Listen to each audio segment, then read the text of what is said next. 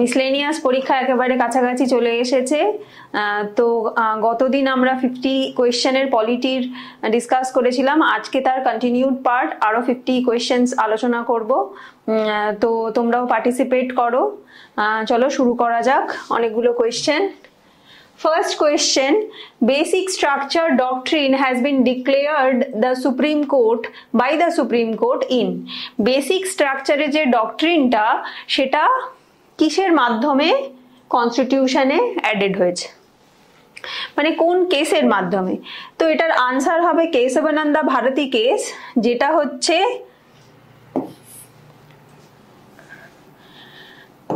1973 তে হয়েছিল versus Kerala government.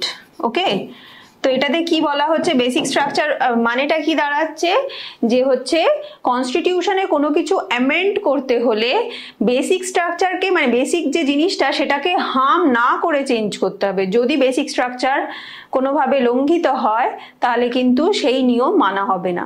ঠিক আছে, তো এটাই হচ্ছে বেসিক স্ট্রাকচারের কনসেপ্ট, যেটা কেশবানন্দা ভারতী কেস হয়েছিল 1973 সালে কেরালা গভর্নমেন্টের এগেইনস্টে। Next question, which one of the following offices has not been provided by the Indian Constitution? ভারতের সংবিধানে এদের মধ্যে কোন পোস্টটা দেওয়া নেই? ডেপুটি চেয়ারম্যান অফ রাজ্যসভা, রাজ্যসভার ডেপুটি চেয়ারম্যানের পোস্ট কিন্তু কনস্টিটিউশনাল, তো এটা হবে না। Deputy speaker of Lok Sabha, deputy স্পিকারও কনস্টিটিউশনাল পদ। Deputy speaker of state legislative assembly, মানে বিধানসভার যে ডেপুটি স্পিকার সেটাও কিন্তু কনস্টিটিউশনাল পদ। যেটা রয়েছে ডেপুটি প্রাইম মিনিস্টার, এই পদটা কিন্তু কনস্টিটিউশনে কোথাও দেওয়া নেই। এটা কনভেনশনালি ভারতে, মানে ভারতের গভর্নমেন্ট হচ্ছে অ্যাডপ্ট করেছে। আচ্ছা, যদি স্ট্যাটিক পোর্শন বলি, ডেপুটি প্রাইম মিনিস্টার, আমাদের ফার্স্ট ডেপুটি প্রাইম মিনিস্টার হচ্ছেন সর্দার বল্লভ ভাই Patel.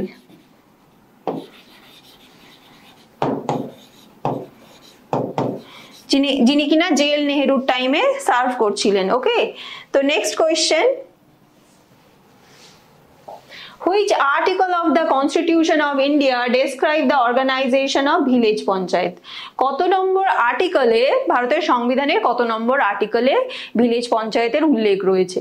Article number 40, article number 41, article number 42, article number 43।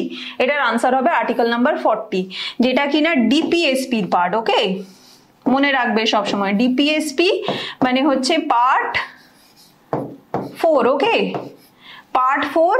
আর আগের দিনও বলছিলাম যে ডিপিএসপি 3টে প্রিন্সিপালে ভাগ করা হয়, socialistic principal, Gandhian principal and liberal intellectual. তো পঞ্চায়েতটা কিন্তু ডিপিএসপির কি পার্ট? গান্ধীয়ান প্রিন্সিপাল। ওকে, গান্ধীয়ান প্রিন্সিপালের পার্ট হচ্ছে পঞ্চায়েত, যেটা কিনা আর্টিকেল 40 পার্ট 4 এ রয়েছে। ওকে, next question, the finance commission is constituted with one chairperson and dash number of other members. বলছে যে ফাইন্যান্স কমিশনে একজন চেয়ারপারসন থাকেন আর কজন আদার মেম্বার থাকেন সেটা হচ্ছে কোয়েশ্চেন। তো আমি যখন গতদিন পড়াচ্ছিলাম তখন ফাইন্যান্স কমিশন সম্বন্ধে বলেছি। তো তোমরা আজকে আমাকে কত নম্বর আর্টিকেলে ফাইন্যান্স কমিশনের কথা বলা হয়েছে সেটা কিন্তু কমেন্ট করে আমাকে বলবে। ওকে, তো এখানে যেটা কোয়েশ্চেন যে একজন চেয়ারপারসন আর কতজন হচ্ছেন আদার মেম্বার থাকেন, 4 জন আদার মেম্বার থাকেন, তাই তো? চলো next question, NITI Aayog is set up by, NITI Aayog কিসের মাধ্যমে তৈরি করা হয়েছে? এটাই হচ্ছে কোয়েশ্চেন। আর রেজলিউশন বাই ইউনিয়ন ক্যাবিনেট, নাকি amending the constitution of India, নাকি বোথ এ অ্যান্ড বি, নাকি নেইদার এ নর বি? তো এটার আনসার হবে আর resolution by union cabinet. Cabinet একটা রেজলিউশন এনে নীতি আয়োগ সেট আপ করেছে। ওকে, আচ্ছা, এটা কেন তৈরি হয়েছে, দরকার কি পড়লো? 13 আগস্ট 2014 যখন মোদি গভর্নমেন্ট পাওয়ারে এলো তখন 65 বছরের পুরনো প্ল্যানিং কমিশনকে অ্যাবলিশ করে নীতি আয়োগ তৈরি হয়েছিল। নীতি আয়োগ কবে থেকে তার কাজ স্টার্ট করেছে? 1 জানুয়ারি 2015 থেকে। ডেটটা মনে রাখবে কিন্তু। নীতি আয়োগ সেট আপ হয়েছে 1 জানুয়ারি 2015। নীতি আয়োগের full form national institution for transforming India.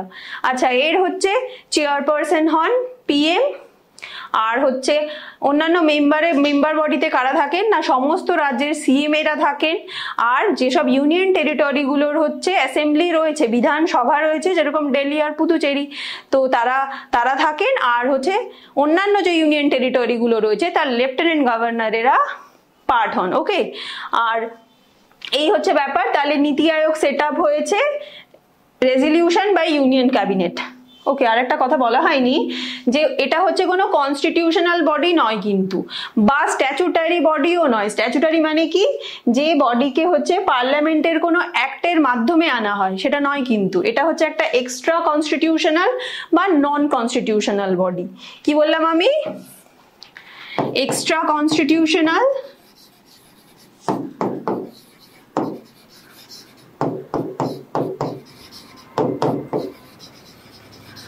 or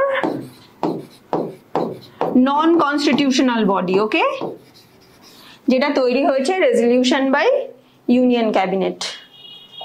next question, the Supreme Court held that forcing a person to undergo polygraph, brain mapping and narco analysis test as violative of।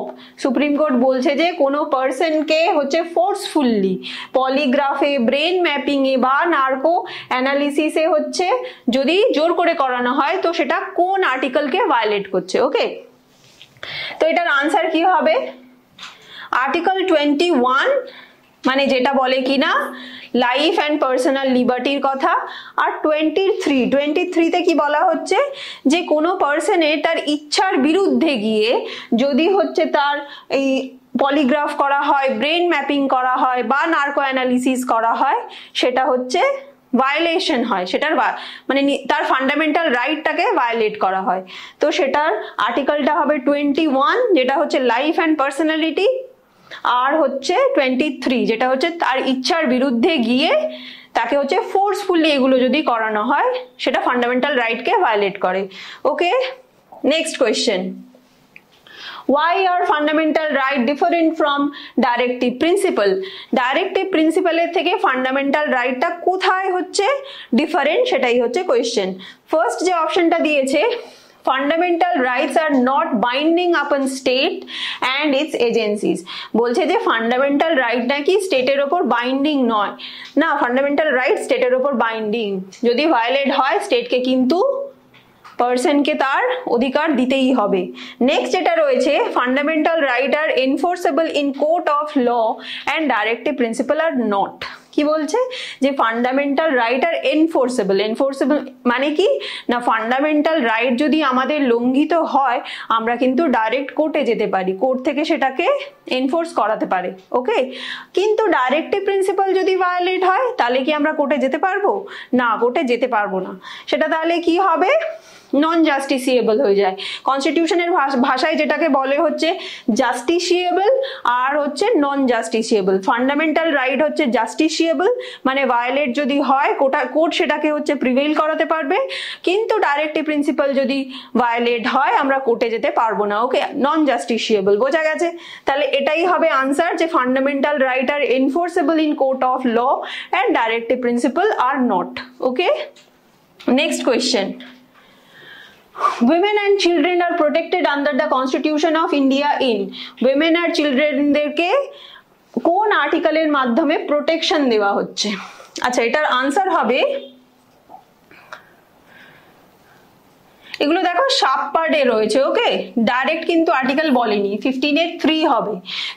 Article 15 কি আছে যে হচ্ছে কোনো মানুষকে race, colour, sex, place of birth, রিলিজিয়নের বেসিসে discriminate করা যাবে না, তাই তো?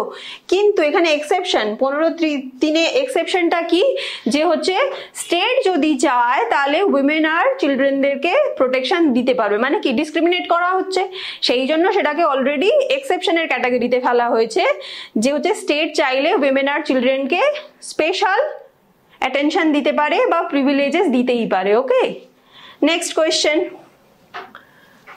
Sikkim become a full fledge state of India in, Sikkim ভারতের ফুল ফ্লেজ স্টেট হিসেবে কবে অন্তর্ভুক্ত হয়েছে? তো এটার আনসার হবে 1975 সালে। ঠিক আছে, কত নম্বর অ্যামেন্ডমেন্ট করে? 36th CAA অফ 1975 করে সিকিমকে, আচ্ছা এর ব্যাকগ্রাউন্ডটা বলি, 1947 সালে যখন ভারত স্বাধীন হয়েছে তখন সিকিম কিন্তু একটা প্রিন্সলি স্টেট ছিল। ঠিক আছে, তো সিকিম কিন্তু তখন ইন্ডিয়াতে পার্টিসিপেট করেনি। যখন ভারত স্বাধীন হয়েছে মাউন্ট ব্যাটেন 3টে হচ্ছে কথা বলেছিলেন, যে হচ্ছে যদি কোনো ইন্ডিপেন্ডেন্ট রাজ্য ইন্ডিয়ার সাথে জুড়তে চায় জুড়তে পারে, যদি পাকিস্তানে গিয়ে ইনক্লুড হতে চায় সেটাও হতে পারে, অথবা সে ইন্ডিপেন্ডেন্টও থাকতে পারে। তো সিকিম এমন একটা প্রিন্সলি স্টেট যে ইন্ডিপেন্ডেন্ট থাকবে বলে ডিসাইড করেছিল, কিন্তু 74 সালে তারা ডিজায়ার দেখায় যে হচ্ছে তারা ইন্ডিয়াতে পার্টিসিপেট করতে চায়, মানে ইন্ডিয়ার ফুল ফ্লেজ স্টেট হতে চায়। তো 36 নম্বর অ্যামেন্ডমেন্ট করে 1975 সালে সিকিমকে ভারতের পার্ট করা হয়েছে। ওকে, চলো next question, The resolution on fundamental right was adopted by Congress at its, ভারতের হচ্ছে সংবিধানে, ভারতের সংবিধানে না, এটা আগেকার কথা বলা হচ্ছে, যখন কংগ্রেসের সেশন হচ্ছে, কংগ্রেসের সেশনগুলো কখন থেকে স্টার্ট হচ্ছে? 1885 থেকে 1947 অবধি প্রত্যেক বছর ডিসেম্বরে একটা একটা করে সেশন হচ্ছিল। তো কোন সেশনে হচ্ছে ফান্ডামেন্টাল রাইটকে কংগ্রেস অ্যাডপ্ট করেছে? ঠিক আছে, কংগ্রেসের কোন সেশনে? তো এটার আনসার হবে করাচি সেশন ইন 1931। ঠিক আছে, যার কিনা প্রেসিডেন্ট কে ছিলেন? প্রেসিডেন্ট ছিলেন Vallabhbhai Patel.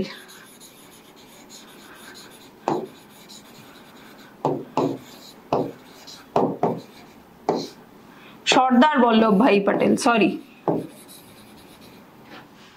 Question number 11, which of the following first mooted the idea of constituent assembly to frame a constitution for India? প্রথম হচ্ছে কে এই কনস্টিটিউয়েন্ট অ্যাসেম্বলিকে আইডিয়াটা দিয়েছিল যে হচ্ছে ভারতের একটা সংবিধান তৈরি করার দরকার আছে? ঠিক আছে, তো এটার আনসার হবে স্বরাজ পার্টি।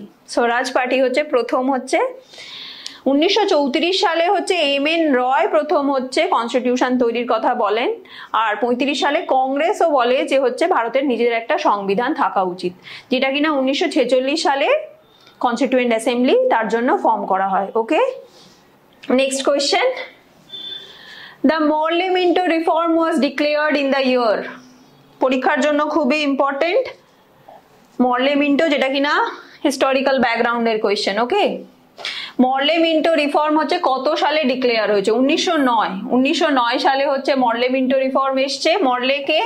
মরলে হচ্ছেন সেক্রেটারি অফ স্টেট, আর মিন্টো হচ্ছেন তখনকার হচ্ছেন viceroy of India.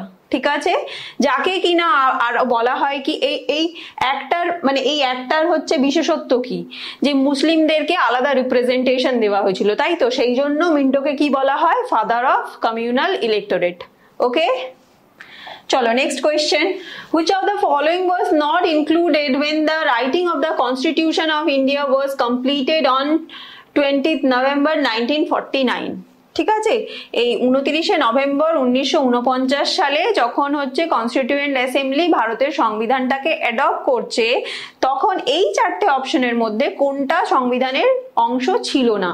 Fundamental right তো কনস্টিটিউশনের পার্ট ছিল, প্রেসিডেন্ট রুলও ছিল, এমার্জেন্সিও ছিল না যেটা, সেটা হচ্ছে ফান্ডামেন্টাল ডিউটিস, যেটা কিনা 42nd constitutional amendment in 1976 Indian কনস্টিটিউশনের পার্ট করা হয়েছে। কত নম্বর পার্টে রাখা হয়েছে? যেহেতু ছিল না তাই নতুন করে তো পার্ট দেওয়া সম্ভব নয়, পার্ট 4 এর এ তে রাখা হয়েছে একটাই আর্টিকেল, ডেডিকেটেড আর্টিকেল 51A, যার মধ্যে 11টা সাবক্লজ করে ফান্ডামেন্টাল ডিউটিস কে ভারতের সংবিধানে অ্যাড করা হয়েছে। আচ্ছা, কোন কমিটির রেকমেন্ডেশনে এসেছে? সর্দার সোয়ারান Singh committee.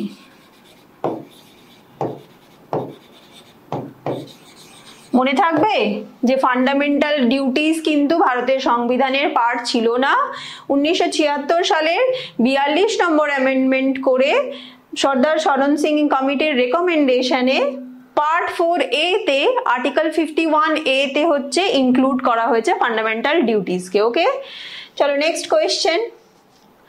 To pass a money bill in the parliament, which of the following is not necessary? একটা মানি বিলকে পার্লামেন্টে পাস করাতে গেলে কোনটা, এই অপশনগুলোর মধ্যে কোনটা নেসেসারি নয়? ঠিক আছে, কোনটা নেসেসারি নয়? অ্যাপ্রুভাল অফ দ্য লোকসভা, নাকি approval of the finance minister, নাকি অ্যাপ্রুভাল অফ দ্য রাজ্যসভা, নাকি নান অফ দ্য অ্যাবাভ? অবশ্যই লোকসভার হচ্ছে অ্যাপ্রুভাল লাগে, ফাইন্যান্স মিনিস্টারের অ্যাপ্রুভাল লাগে, কিন্তু রাজ্যসভার অ্যাপ্রুভালটা ম্যান্ডেটারি নয়। যদি কোনো রেকমেন্ডেশন দেয় ও চেঞ্জ করার জন্য, তাহলে লোকসভা সেটা মানতেও পারে আবার নাও মানতে পারে। ঠিক আছে, তাহলে আমরা কি জানতে পারছি যে কোনটা নেসেসারি নয়? রাজ্যসভার অ্যাপ্রুভালটা নেসেসারি নয়। ঠিক আছে, চলো next question. Law and order is included in the, law আর অর্ডারকে কোন লিস্টে অ্যাড করা হয়েছে? কি মনে হয়, রাজ্যের পুলিশ প্রশাসন কার হাতে থাকে? রাজ্য সরকারের হাতে নাকি সেন্ট্রাল গভর্নমেন্টের হাতে? অবভিয়াসলি স্টেট গভর্নমেন্টের হাতেই থাকে, তাই তো? তাহলে পুলিশ বা প্রশাসন সেটা কিসের আন্ডারে? না স্টেট লিস্টের আন্ডারে। চলো নেক্সট কোয়েশ্চেন।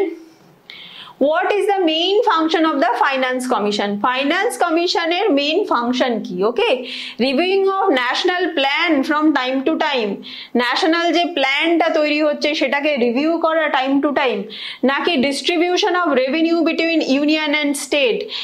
এইটাই হবে আনসার। ঠিক আছে, ইউনিয়ন আর স্টেটের মধ্যে যে হচ্ছে রেভিনিউ ডিস্ট্রিবিউশন হচ্ছে সেইটা হচ্ছে দেখা হচ্ছে ফাইন্যান্স কমিশনের কাজ।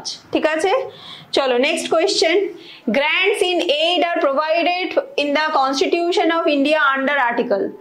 গ্র্যান্ট ইন এইড এর কথা ভারতের সংবিধানের কোন আর্টিকেলে বলা হচ্ছে? ঠিক আছে, তো এটার আনসার হবে 275 অ্যান্ড 282। কি গ্র্যান্ট ইন এইড?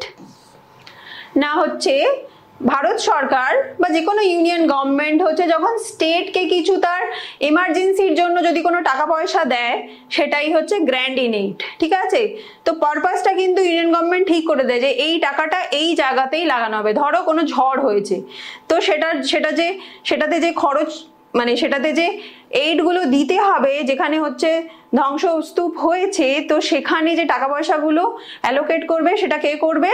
না হচ্ছে ইউনিয়ন গভর্নমেন্ট করবে। কাকে করবে? স্টেটকে করবে। তো সেটা কোন আর্টিকেলে বলা হয়েছে? 275 অ্যান্ড 282। ঠিক আছে, চলো next question. By which constitutional amendment GST has been introduced in India? কত নম্বর কনস্টিটিউশনাল অ্যামেন্ডমেন্ট করে GST কে ভারতের সংবিধানে অ্যাড করা হয়েছে? 101st অ্যামেন্ডমেন্ট করে 2016 সালে। ঠিক আছে, 122 নম্বর হচ্ছে অ্যামেন্ডমেন্ট বিল।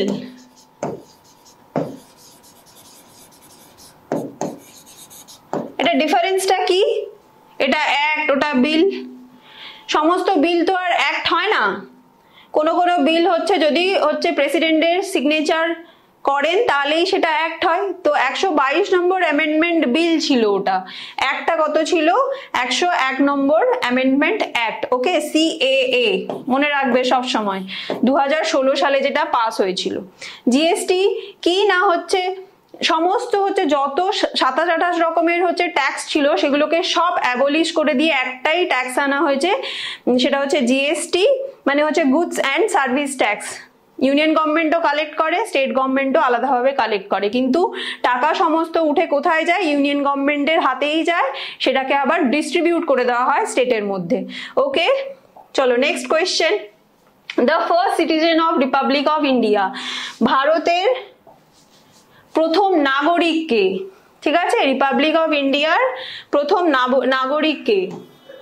তো এটা হবে প্রেসিডেন্ট অফ ইন্ডিয়া। ওকে, ভারতের প্রেসিডেন্টই হচ্ছেন প্রথম সিটিজেন। চলো নেক্সট কোয়েশ্চেন।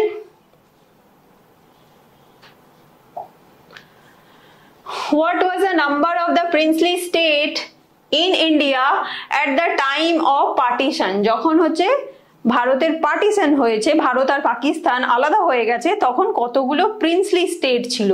কতগুলো প্রিন্সলি স্টেট ছিল? 562টা। ওকে, 562টা হচ্ছে প্রিন্সলি স্টেট ছিল। চলো next question. Which part of the constitution deal with citizenship? এক সেকেন্ড, ওকে একটা কোয়েশ্চেন মিস হয়ে গেছে। Which article of the constitution of India defines the name of the territory of India? ভারতের হচ্ছে নাম, সেটা কত নম্বর আর্টিকেলে বলা হয়েছে? টেরিটরির নাম, ঠিক আছে, যেটা নিয়ে রিসেন্টলি খুব কন্ট্রোভার্সি হয়েছে। কনস্টিটিউশনে কিন্তু দুটোর কথা বলা হয়েছে, যেটা ইংলিশে কনস্টিটিউশন রিটেন ডাউন হয়েছে সেখানে বলা হয়েছে ইন্ডিয়া দ্যাট ইজ ভারত, আর যেটা হিন্দি কনস্টিটিউশন সেখানে বলা হয়েছে ভারত যেটা কিনা ইন্ডিয়া। ঠিক আছে, তো সেটা কোন নম্বর আর্টিকেলে বলা হয়েছে? আর্টিকেল 1, মানে হচ্ছে পার্ট 1। পার্ট 1 এর সাবজেক্ট ম্যাটার কি? ইউনিয়ন অ্যান্ড ইটস টেরিটরি, যার আর্টিকেল রেঞ্জ কত? 1 থেকে 4। ঠিক আছে, 1 থেকে 4 এ হচ্ছে পার্ট 1 এর কি রয়েছে? ইউনিয়ন অ্যান্ড ইটস টেরিটরি, যেখানে কিনা ভারতের নামের কথা উল্লেখ রয়েছে আর্টিকেল 1 এ। চলো next question. Which part of the constitution deal with citizenship? ভারতের সংবিধানে কোন পার্টে সিটিজেনশিপের উল্লেখ রয়েছে? একে রয়েছে হচ্ছে পার্ট 1 এ এক্ষুনি বললাম union and it's territory, second পার্টে রয়েছে সিটিজেনশিপ, যার আর্টিকেল রেঞ্জ হচ্ছে কত? 5 থেকে 11। চলো next question. Which article of the Constitution of India state that no citizen shall be denied admission into any educational institution maintained by the state on receiving aid out of the state funds on grounds only of religion, race, caste, language or any of them? মানে ভারতের সংবিধানে বলা হচ্ছে যে কোনো ধরো educational institution যেটা কিনা স্টেটের ফান্ডে চলে, ঠিক আছে, তো স্টেটের ফান্ডে চলে, সেখানে হচ্ছে তুমি কিসের বেসিসে? রিলিজিয়ান, রেস, কাস্ট, ল্যাঙ্গুয়েজ, মানে ধর্মের বেসিসে, ঠিক আছে, তার গায়ের রং, তার জাতপাত বা ল্যাঙ্গুয়েজ, সেটার বেসিসে তুমি তাকে অ্যাডমিশন নেবে না, এটা তুমি করতে পারবে না। ঠিক আছে, তোমাকে অ্যাডমিশন নিতেই হবে। সেটা কোন আর্টিকেলে বলা হচ্ছে? Article number 29। আর্টিকেল নাম্বার 29 এ বলা হচ্ছে যে কোনো সিটিজেনকে তুমি এই কয়েকটা বেসিসে, রিলিজিয়ান, রেস, কাস্ট, ল্যাঙ্গুয়েজ, এসবের বেসিসে তাকে তোমার ইনস্টিটিউশনে অ্যাডমিশন নেবে না, যেই ইনস্টিটিউশন রান হচ্ছে স্টেট ফান্ড দিয়ে, সেটা তুমি করতে পারবে না। সেটা কত নম্বর আর্টিকেলে বলা হচ্ছে? Article number 29। আচ্ছা, 29 আর আর্টিকেল নাম্বার 30 কিসের মানে কোন ফান্ডামেন্টাল রাইটের আন্ডারে পড়ে? বলবে কেউ কমেন্ট করে, জানাও এটা 29 আর 30 কোন আর্টিকেলের আন্ডারে পড়ে, সরি কোন পার্টের, কোন হচ্ছে ফান্ডামেন্টাল রাইটের আন্ডারে পড়ে। Next question. What is the maximum gap allowed between two parliamentary session? পার্লামেন্টে কটা সেশন হয়? পার্লামেন্টে 3টে সেশন হয়, ঠিক আছে, পার্লামেন্টে কটা সেশন হয়? 3টে। কি কি? প্রথমে বছর শুরু হয় বাজেট সেশন দিয়ে, তারপরে মনসুন সেশন আসে, তারপরে আসে উইন্টার সেশন। তো এই যে কোনো দুটো সেশনের মধ্যে ম্যাক্সিমাম গ্যাপ কত দিনের হতে পারে? 6 মাসের হয়, ঠিক আছে, ম্যাক্সিমাম গ্যাপ কত দিনের হতে পারে? 6 মাসের হতে পারে। চলো next question. Anti-defection law under the Constitution of India is elaborated in anti-defection law মানে হচ্ছে কি দল ত্যাগ বিরোধী আইন কত নম্বর শিডিউলে বলা হয়েছে? ঠিক আছে, তো এটার আনসার হবে 10th শিডিউল। 10th শিডিউলে কি বলা হয়েছে? অ্যান্টি-ডিফেকশন ল। কত সালে হয়েছে এই অ্যামেন্ডমেন্টটা?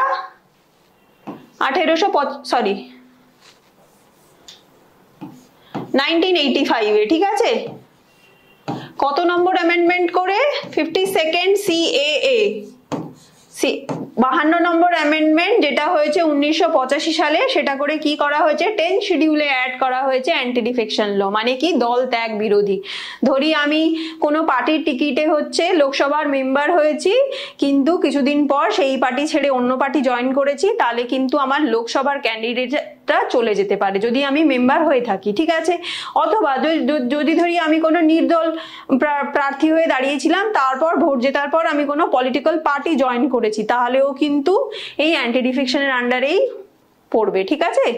চলো next question. Which article of the Constitution of India deals with securing for the citizen a uniform civil code throughout the territory of India? ভারতের টেরিটরির মধ্যে ইউনিফর্ম সিভিল কোডের কথা কত নম্বর আর্টিকেলে বলা হয়েছে? তো কত নম্বর আর্টিকেলে বলা হয়েছে?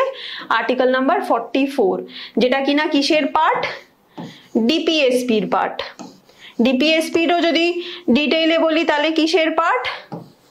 লিবারাল ইন্টেলেকচুয়াল, ঠিক আছে, লিবারাল ইন্টেলেকচুয়াল প্রিন্সিপালের পার্ট। ইউনিফর্ম সিভিল কোড কি না, পুরো দেশে হচ্ছে একই আইন চলবে। রিলিজিয়নের বেসিসে হচ্ছে আমি কোনো এডুকেশনাল ইনস্টিটিউশনে আমি ধরো বুরখা পরে অন্যজন শাড়ি পরে ওইভাবে হবে না, সবাইকে সেম নিয়ম মেনে চলতে হবে, ঠিক আছে।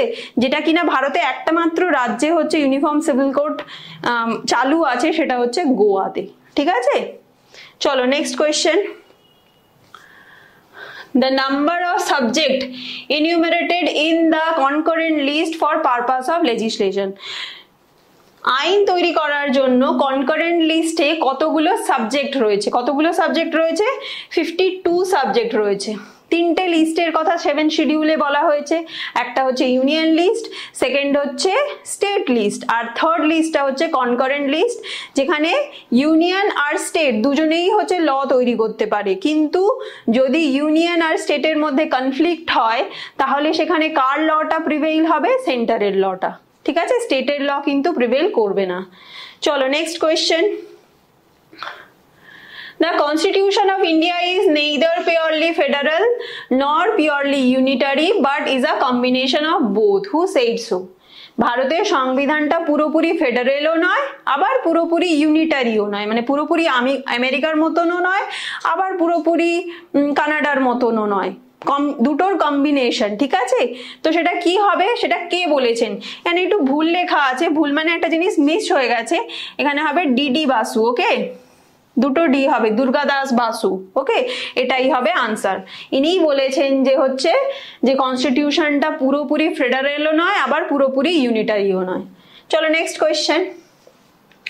In India separation of judiciary from executive is enjoyed by the, ঠিক আছে, এক্সিকিউটিভের থেকে জুডিশিয়ারিকে আলাদা করে রাখা হয়েছে, মানে কি সুপ্রিম কোর্টের ডিসিশনে কিন্তু এক্সিকিউটিভ মানে গভর্নমেন্ট গিয়ে ইন্টারফেয়ার করতে পারে না। এই দুটো সেপারেশন হচ্ছে কিসে বলা হয়েছে? প্রিঅ্যাম্বলে বলা হয়েছে, নাকি DPSP directive principle of state পলিসিতে, নাকি 7th শিডিউলে, নাকি কনভেনশনাল প্র্যাকটিস মানে হচ্ছে বছরের পর বছর ধরে চলে আসছে? না, এটা হচ্ছে ডাইরেক্টিভ প্রিন্সিপাল অফ স্টেট পলিসিতে বলা হয়েছে। কত নম্বর আর্টিকেলে বলা হয়েছে? আর্টিকেল নাম্বার 50, যেটা লিবারাল ইন্টেলেকচুয়ালের পার্ট, ওকে, লিবারাল ইন্টেলেকচুয়াল প্রিন্সিপালের পার্ট, যেখানে কিনা কি বলা হয়েছে, জুডিশিয়ারিকে এক্সিকিউটিভের থেকে আলাদা করা হয়েছে। চলো next question, question number 30, who among the following was not a member of the cabinet mission? Cabinet mission 1946 সালে ক্যাবিনেট মিশন ভারতে এসেছিল ভারতের সংবিধান তৈরি করার জন্য, তাই তো, রেকমেন্ডেশন দেওয়ার জন্য। তো সেই কমিটি 3 জনের মেম্বারের কমিটি ছিল। তো সেই 3 জনের মধ্যে ইনাদের মধ্যে কে তার পার্ট ছিলেন না? তো হচ্ছে বলছে যে Stafford Cripps, Lord Wavell, sir Pethick Lawrence, A V Alexander. তো ওয়াভেল ছিলেন না। ওয়াভেল কিন্তু কে ছিলেন না? Viceroy, viceroy of India. Time period কত থেকে কততে ছিলেন? 1944 থেকে 1947, ওকে। এই এতদিন হচ্ছেন Lord Wavell viceroy of India ছিলেন। এই 3 জন কিন্তু এই স্ট্যাফোর্ড ক্রিপস, প্যাথিক লরেন্স আর এভি আলেকজান্ডার ক্যাবিনেট মিশনের মেম্বার ছিলেন। বোঝা গেছে? চলো next question, which article of the Constitution of India gives a working definition of the Indian state? স্টেটের ডেফিনেশন কত নম্বর আর্টিকেলে বলা হয়েছে, এটাই হচ্ছে কোয়েশ্চেন। ডেফিনেশন অফ স্টেট, তো ডেফিনেশন অফ স্টেট হচ্ছে ফান্ডামেন্টাল রাইটের পার্ট, কত নম্বর আর্টিকেলের পার্ট না পার্ট 12 এর, সরি পার্ট 12 ভুল বলছি, আর্টিকেল 12 এ হচ্ছে ডেফিনেশন অফ স্টেটের কথা বলা হয়েছে। চলো next question, which article of the Constitution of India state that subject to certain limitation every religious denomination shall have the right to establish and maintain institution for religious and charitable purpose? কি বলছে ভারতের সংবিধানে মানে কোথায় বলা হয়েছে যে হচ্ছে যে কোনো রিলিজিয়াস ইনস্টিটিউশন তৈরি করতে পারবে for charitable purpose also and হচ্ছে প্রোপাগেট রিলিজিয়ান অলসো, ঠিক আছে, রিলিজিয়ানটাকে স্প্রেড করার জন্য বা কোনো চ্যারিটেবল পারপাসের জন্য কেউ রিলিজিয়াস ইনস্টিটিউশন তৈরি করতে পারবে নিজের টাকা পয়সা দিয়ে, ঠিক আছে, সেটা কোন আর্টিকেলে বলা হয়েছে, আর্টিকেল নাম্বার 26, আর্টিকেল নাম্বার 26 এ হচ্ছে তোমার রিলিজিয়াস, যেটা আর্টিকেল নাম্বার 26 এর মোটা যেটা বলা হয় সেটা হচ্ছে কি না হচ্ছে আমি আমার রিলিজিয়াস অ্যাফেয়ারটাকে ম্যানেজ করতে পারবো। সে কিভাবে ম্যানেজ করব, আমি কোনো চ্যারিটেবল ইনস্টিটিউশনও তৈরি করতে পারি, আমি কোনো রিলিজিয়াস ইনস্টিটিউশনও তৈরি করতে পারি আমার নিজের টাকা পয়সা দিয়ে, ওকে, তার জন্য এটা আর্টিকেল নাম্বার 26, যেটা কিনা হচ্ছে right to freedom of religion, যেটা 25 থেকে 28 হচ্ছে আর্টিকেল রেঞ্জ, ফান্ডামেন্টাল রাইটের পার্ট, ওকে। চলো next question, Pitt's India act was passed in which year? পিটের ভারত শাসন আইন, পিট কে ছিলেন? পিট ছিলেন হচ্ছেন ব্রিটেনের প্রধানমন্ত্রী। কখন মানে কত সালে হয়েছে তাহলেই বুঝতে পারবো। পিটের ভারত শাসন আইন এসেছে 1784 সালে। 1773 সালে কি এসেছিল? Regulating act. ওয়ারেন হেস্টিংস তখন ছিলেন গভর্নর জেনারেল অফ বেঙ্গল, ঠিক আছে, গভর্নর জেনারেল অফ বেঙ্গলের আন্ডারে 1773 সালে এসেছিল রেগুলেটিং অ্যাক্ট। বলা হয়েছিল যে 20 বছর পর আবার অ্যাক্ট আনা হবে, কিন্তু তার 11 বছরের মধ্যেই অ্যাক্ট কেন আনা হলো? সেই যে ফল্ট গুলো ছিল ওই অ্যাক্টে সেগুলোকে রেকটিফাই করার জন্য 1784 সালে পিটের ভারত শাসন আইন এসেছিল। যেটার হচ্ছে একটা জিনিস খুব ইম্পর্টেন্ট, সেটা হচ্ছে কি হয়েছিল, ডুয়াল গভর্নমেন্ট তৈরি করা হয়েছিল। কমার্শিয়াল অ্যাফেয়ার মানে ইস্ট ইন্ডিয়া কোম্পানির কমার্শিয়াল অ্যাফেয়ার দেখার জন্য তৈরি করা হয়েছিল কোর্ট অফ ডাইরেক্টরস, আর বোর্ড অফ কন্ট্রোল তৈরি করা হয়েছিল পলিটিক্যাল অ্যাফেয়ার্স গুলো দেখার জন্য, ঠিক আছে। তো এটাকে বলা হয় ডুয়াল গভর্নমেন্ট, যেটা পিটের ভারত শাসন আইনে আনা হয়েছিল। চলো next question, the minimum age for being eligible to vote in the Indian election was reduced from 21 years to 18 years in the decade of, কোন ডেকেডে? কোয়েশ্চেনটা ভালো করে, এটা কিন্তু কোন অ্যামেন্ডমেন্ট সেটা বলা হয়নি, বলা হচ্ছে কত ডেকেডে হচ্ছে 21 থেকে বয়স কমিয়ে 18 করা হয়েছিল। গতদিন আমি যখন পড়েছি তখন বলেছি 1988 এটা হচ্ছে অ্যামেন্ডমেন্টটা এসেছিল, তার মানে হবে 1980-র দশকে এসেছিল, তাই তো। 61st CAA যেটা আন্ডার রাজীব গান্ধী গভর্নমেন্ট। চলো next question,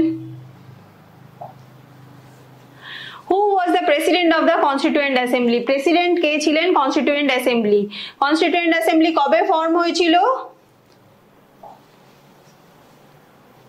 constituent assembly form হয়েছিল 9th ডিসেম্বর 1946 এ, ঠিক আছে, প্রথম সেশন।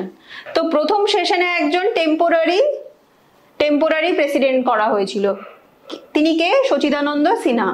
আর 11th ডিসেম্বর পার্মানেন্ট প্রেসিডেন্ট ঘোষিত হন, তিনি হচ্ছেন রাজেন্দ্র প্রসাদ। তাহলে এটার আনসার কি হবে? ডক্টর রাজেন্দ্র প্রসাদ। চলো next question, question number 36, a bill of a state legislature become an act when? কখন হচ্ছে স্টেট লেজিসলেচারের একটা বিল অ্যাক্ট হিসেবে পরিণত হয়? কখন হয়? মানে রাজ্যের হচ্ছে ধরো দুটো হাউস, মানে সব রাজ্যে তো দুটো হাউস নেই, একটা হচ্ছে বিধানসভা, একটা হচ্ছে বিধান পরিষদ। যে রাজ্যে দুটো হাউস আছে খুব ভালো কথা, একটা বিল ধরো যে কোনো হাউসে ইন্ট্রোডিউস হলো, পরের হাউসেও পাস হয়ে গেল, তারপরে কার কাছে গেলে হচ্ছে মানে তিনি সাইন করলেই হচ্ছে ওই বিলটা অ্যাক্ট হবে। তো এটার আনসার কি হবে? রাজ্যের হেড কে? গভর্নর। সেন্টারে হলে কি হতো? প্রেসিডেন্ট, প্রেসিডেন্ট সাইন করলে বিল অ্যাক্ট হয়। রাজ্যের মানে স্টেট লেজিসলেচারের ক্ষেত্রে কি হবে না হচ্ছে গভর্নর সাইন করলে বিলটা অ্যাক্ট হবে। ওকে, চলো next question. The age of retirement of supreme court জাজ, একজন সুপ্রিম কোর্টের জাজের রিটায়ারমেন্টের এজ কত? কত? 65 ইয়ার্স। 62 ইয়ার্সটা কার? judges of high court. Okay,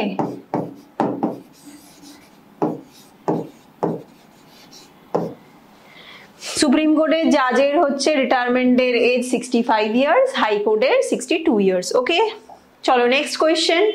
find the incorrect statement. এই যে সবসময় কোয়েশ্চেন কিন্তু ভালো করে পড়বে, মানে কারেক্ট ইনকারেক্ট স্টেটমেন্ট মানে কোনটা ভুল স্টেটমেন্ট সেটা জিজ্ঞেস করেছে। ঠিক আছে, নিচের স্টেটমেন্টগুলোর মধ্যে কোনটা ভুল? The president preside over cabinet meeting, এটা কি হবে? ক্যাবিনেট মিটিং কে কি প্রেসিডেন্ট প্রিসাইড করেন? আচ্ছা সেটা পরে দেখছি, অন্যগুলো দেখি। The president is elected by the system of proportional representation. Proportional representation করে কি হচ্ছে প্রেসিডেন্টকে ইলেক্ট করা হয়? হ্যাঁ হয়, ঠিক sentence. President is elected for a term of 5 years, 5 বছরের জন্য প্রেসিডেন্টকে ইলেক্ট করা হয়। হ্যাঁ একদম। President can be removed by impeachment. প্রেসিডেন্টকে যদি সরাতে হয় তাহলে কি করে সরাতে হয়? পার্লামেন্টের রেজলিউশন এনে, ইমপিচমেন্ট করে। ঠিক আছে, এটাও ঠিক। প্রেসিডেন্ট কিন্তু প্রিসাইড করেন না ক্যাবিনেট মিটিংকে। ক্যাবিনেট মিটিংকে কে প্রিসাইড করেন? PM, prime minister of India. Prime minister হচ্ছেন ক্যাবিনেট মিটিং গুলোকে প্রিসাইড করেন, প্রেসিডেন্ট করেন না। তাহলে ইনকারেক্ট স্টেটমেন্ট কোনটা? Option A. ওকে, চলো next question. Find out the incorrect statement about hmm? Council of state. Council of state মানে কি? কাউন্সিল অফ স্টেট মানে কি? রাজ্যসভা। কাউন্সিল অফ স্টেট মানে কি? রাজ্যসভা। তো রাজ্যসভা নিয়ে এখানে কোনটা ইনকারেক্ট, কোনটা ভুল? হ্যাজ নো পাওয়ার ওভার মানি বিল। মানি বিলের ক্ষেত্রে তার হাতে কোনো ক্ষমতাই নেই। আচ্ছা পরেরটা দেখি, হ্যাজ পাওয়ার ওভার মানি বিল। মানি বিলের জন্য কি তার হাতে পাওয়ার আছে? তো দুটো অপোজিট। আচ্ছা পরেরটা দেখি, has an effective control over executive, is presided over the vice president of India. হ্যাঁ, ভাইস প্রেসিডেন্টই প্রিসাইড করেন, তাই তো। আর এটাও ঠিক, মানি বিলে হচ্ছে কোনো পাওয়ার নেই, এটাও ঠিক। মানি বিলে কিন্তু রাজ্যসভার কোনো পাওয়ার নেই। ঠিক আছে, তাহলে ইনকারেক্ট কোনটা হবে? হ্যাজ পাওয়ার ওভার মানি বিল, এইটাই হবে ইনকারেক্ট স্টেটমেন্ট, তাই তো।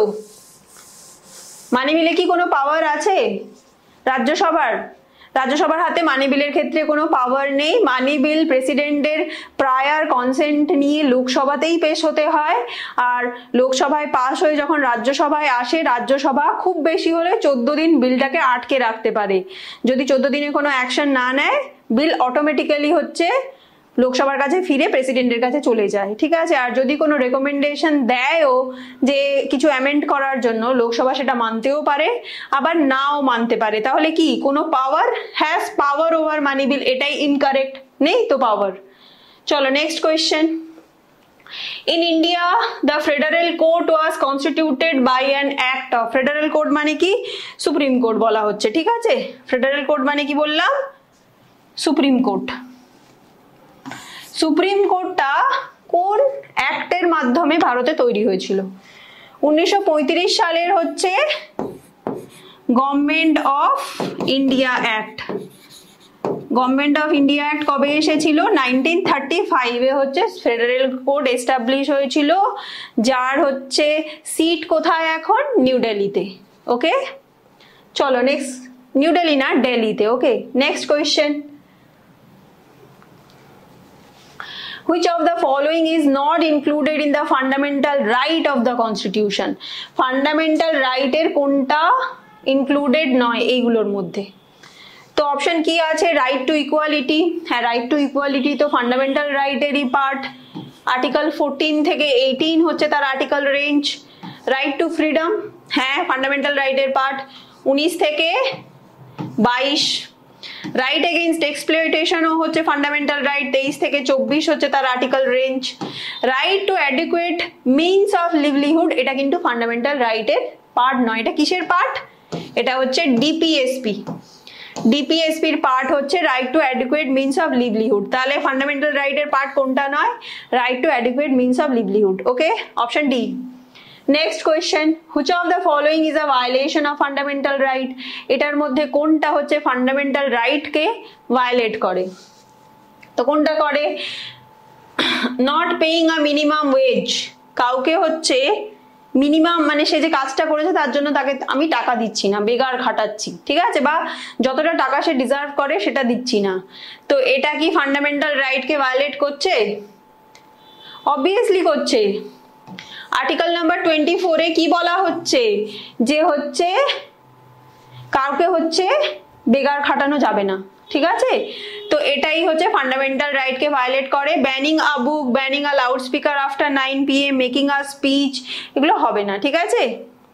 চলো next question, the term of office of Rajya Sabha member. রাজ্যসভায় যে মেম্বার স্টেট লেজিসলেটিভ অ্যাসেম্বলি থেকে ইলেক্ট হয়ে যান, মানে বিধানসভা থেকে, তাদের টার্ম কত? তাদের টার্ম হচ্ছে 6 ইয়ার, ঠিক আছে। প্রত্যেক 2 বছর অন্তর 1/3 মেম্বার রিটায়ার করেন। ওভারঅল টার্ম কত? 6 ইয়ার।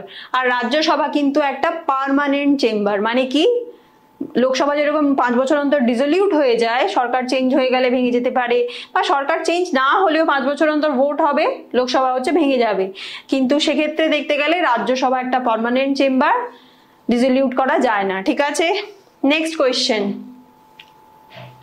Simon commission was appointed for. Simon কমিশনকে কেন অ্যাপয়েন্ট করা হয়েছিল? অ্যাডমিনিস্ট্রেটিভ, কনস্টিটিউশনাল রিফর্ম করার জন্য, অ্যাডমিনিস্ট্রেটিভ, নাকি এডুকেশনাল, নাকি জেল কোড? তো এটার আনসার হবে ইন্ডিয়ান কনস্টিটিউশন রিফর্ম করার জন্য 1927 সালে সাইমন কমিশনকে অ্যাপয়েন্ট করা হয়েছিল, যেটা ভারতে কবে এসেছিল?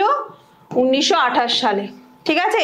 যেখানে হচ্ছে লালা রাজপথ রায় অ্যাজিটেশন করতে গিয়ে লাঠি চার্জড হয়ে মারা গেছিলেন, তাই তো। তো সাইমন কমিশন তাহলে কনস্টিটিউট হয়েছিল 1927 সালে, ভারতে এসেছিল 1928 সালে। ভারতের সংবিধানকে রিফর্ম করার জন্য বানানো হয়েছিল। আর কেন অ্যাজিটেশন দেখাচ্ছিল ইন্ডিয়ানরা গিয়ে?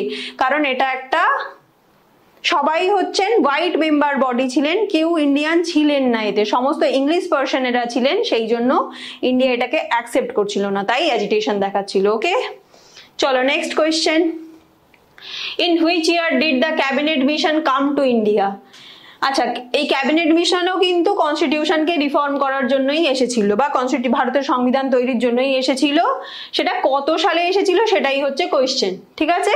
1946 সালে হচ্ছে ক্যাবিনেট মিশন এসেছিল, যেটা কিনা 3টে মেম্বার বডি ছিলেন। তাদের কে কে ছিলেন? স্ট্যাফোর্ড ক্রিপস, এভি আলেকজান্ডার আর পেথিক লরেন্স। ওকে, যেটা কিনা 1946 সালে এসেছিল।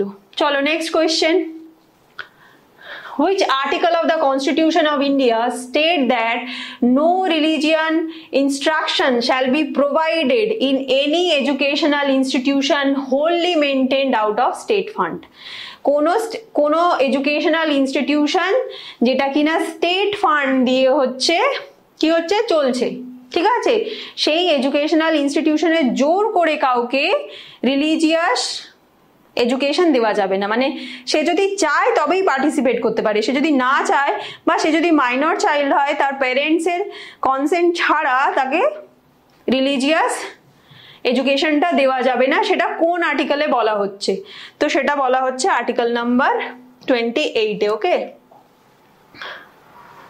আর্টিকেল নাম্বার 28 এ বলা হচ্ছে যে স্টেট ফান্ড দিয়ে কোনো এডুকেশনাল ইনস্টিটিউশন রান হচ্ছে, সেখানে without his or her prior consent সেখানে হচ্ছে তাকে রিলিজিয়াস এডুকেশন দেওয়া যাবে না। Next question, How many fundamental duties are set out in Part 4A, Article 51 of the Constitution of India? আগেই পড়িয়ে এসেছি, মানে আগে এই কোয়েশ্চেন ছিল না, কিন্তু এক্সট্রা ইনফরমেশন দিতে গিয়ে বলে এসেছি, সবাই পারবে আশা করছি। বলার চেষ্টা করবে যে কতগুলো ফান্ডামেন্টাল ডিউটিস কে অ্যাড করা হয়েছে পার্ট 4A বা আর্টিকেল 51 এর আন্ডারে।